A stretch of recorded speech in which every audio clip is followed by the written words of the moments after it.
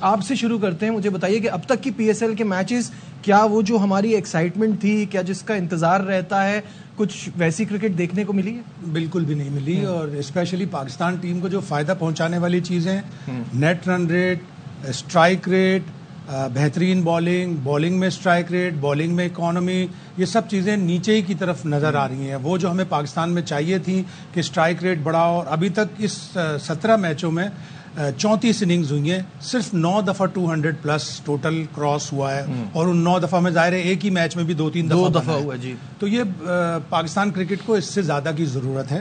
اگر پاکستان کو اپنا انٹرنیشنل کرکٹ میں T20 میں اسٹینڈرڈ بڑھانا ہے تو ہماری پاکستان سپر لیگ کا اسٹینڈرڈ بھی اوپر جانا چاہیے.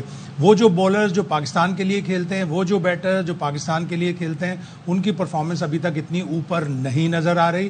اور آپ دیکھیں کہ جس کو شروع میں ہم سب لوگ کہہ رہے تھے کہ بڑی کمپلیٹ 2-3 ٹیمیں نظر آ رہی تھی, اسلام آباد یونائٹیڈ, ملتان سلطان, کے ہر چیز ان کے پاس ہے, آج ملتان سلطان سب سے باٹم پہ نظر آ رہی ہے. بالکل صحیح ہے. باسط بھائی مجھے یہ بتائیے گا کہ ایک طرف تو ہم یہ بات کرتے ہیں کہ لیگ کو اوپر لے کے جانا ہے, جو کہ پہلے سے خراب ہو رہی ہے, پہلے زیادہ اچھی ہوئی ہے, تو اس پہ ایک آرگیومنٹ یہ بھی آتا ہے جن ملکوں کی ٹیمیں اچھی ہیں ان کی لیگ اچھی ہے. تو کیا یہ افیکٹ پڑ رہا ہے پاکستان سپر لیگ پہ کہ پاکستان ٹیم سٹرگل کر رہی ہے؟ سری لنکا بنگلہ دیش کی لیگ سب کے ذہن میں ہوگی اور سب دیکھ بھی رہے.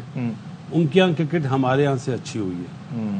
ہماری نام کی ٹیم ہے کہ اس رینک کی ٹیم, مانا ہم نے 2009 میں جیتا بھی ہے, لیکن جس طرح کی پرفارمنس ہونی چاہیے ویسی پرفارمنس نہیں ہے. آپ سیدھی سی بات ہے, آپ نے 60 یارڈ کی باؤنڈری کری ہوئی ہے, کس کو دکھانے کے لیے؟ آپ کو اس سے ملے گا کیا؟ جب آپ انٹرنیشنلی کھیلیں گے وہاں پہ ایٹ لیسٹ 70 تو ملے گی نا, 65 یا 70 تو ملے گی, 65 تو ہوتی ہے منیمم. تو یہ کنہوں نے یہ چیز کری ہے, ان سے پوچھا جائے کہ اس کا فائدہ کیا ہوا. ہم بات کر رہے ہیں, ابھی شاہد بھائی نے بات کری اسٹرائک ریٹ کی, ٹاپ 3 والے اسٹرائک ریٹ تو آپ کو سمجھ میں آتے ہیں. چلو رضوان کا 150 ہے, باقی صاحبزادہ بہتر ہے, ونس بہتر ہے. دوسروں کے اسٹرائک ریٹ کو کیا ہو گیا؟ کیا پچز اتنی مشکل ہو گئی ہیں؟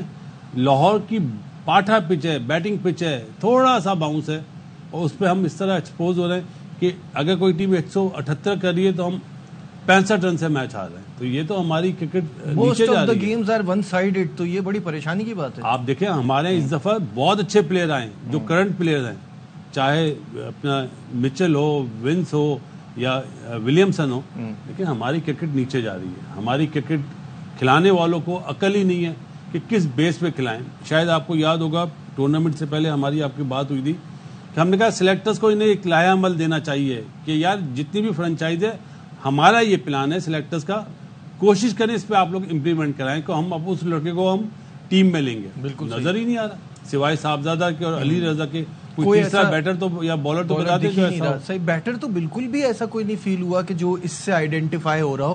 پہلے تو لڑکے ہر بار آپ کو دکھتے تھے, آپ کو چلیں حارث میں کہتا ہوں اب امپروو ہوئے, لیکن فائنڈ وہ پی ایس ایل سے ہی ہوئے تھے, آئیڈینٹیفائی ہوئے تھے. ایک پلیئر معافی چاہتا ہوں, حسین طلعت ایسا لگا, میرا اوپینین ہے, کھیلا ہوا ہے, ریکنسیڈر ہوگا نا, چانس ہے کہ اس کو اگر لیا جائے تو مائٹ بھی وہ ایک جگہ فل کر دے, مائٹ بھی.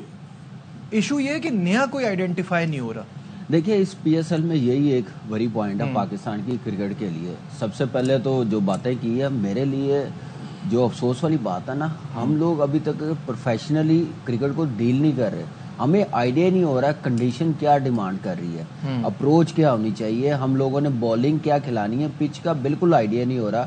میں پشاور زلمی اور کوئٹہ کی میچ کی بات کروں تو پتہ ہے کہ وہاں پہ ایک میچ ہو گیا ہوا ہے, تھوڑا سا بال تھوڑا پچ بھی ڈرائی ہوگا, باؤنس ہوگا, تو آپ 3 پیسروں کے ساتھ جا رہے ہیں. کوئٹہ نے سمارٹ موو کی ہے, 4 پیسر کے ساتھ گئے ہیں. چوتھا وہ مچ اوون کو سمجھ رہے تھے, اس سے بالنگ نہیں کروائی.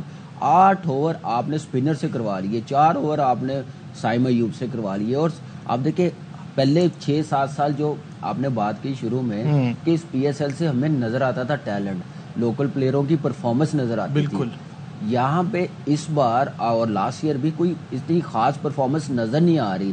فرنچائز کرکٹ جیسے لائک ملتان ہے, اب یہ ساری ڈیپینڈ کر رہی ہے رضوان پہ, کیونکہ وہی رنز کرتا ہوا آ رہا ہے. لاسٹ 2 میچز میں آپ کہہ سکتے ہیں کہ جو پہلے 4 میچ وہ کھیلا ہے اس اپروچ کے ساتھ نہیں کھیلا, کیونکہ اس کو آئیڈیا ہو گیا کہ شاید ہماری بیٹنگ لائن اپ اتنی فارم میں نہیں ہے, میں لمبا جاؤں کھیلنے کے لیے. لیکن میری نظر میں یہ ایکسکیوز نہیں ہے, اس کو تو ایک الگ ہی نظر آنا چاہیے, جو اپروچ ہونی چاہیے تھی 100 بھی کیا ہوا ہے. صحیح, بالکل صحیح ہے.